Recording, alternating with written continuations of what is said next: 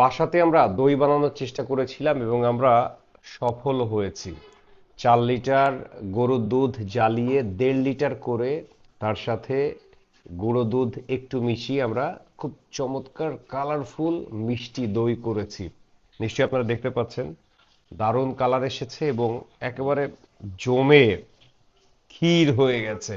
আমি একটু টেস্ট করতে চাই এবং কেমন টেস্ট হয়েছে আপনাদেরকে জানাতে চাই যে কেমন হয়েছে। খুব মোটা সর পড়েছে উপরে। এই যে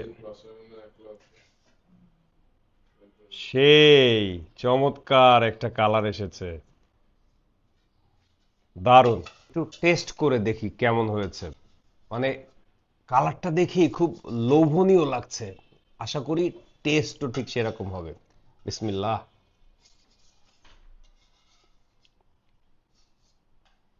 হুম, ফাটাফাটি। খুব চমৎকার টেস্ট এসেছে। আপনারাও চাইলে বাসায় খাঁটি গরুর দুধ জ্বালিয়ে দই বানানোর চেষ্টা করতে পারেন। আমার মনে হয় খুব ভালো লাগবে। দোকান থেকে কিনে খাওয়ার চেয়েও এই দই খুব ভালো লাগবে আপনাদের কাছে। ফাটাফাটি।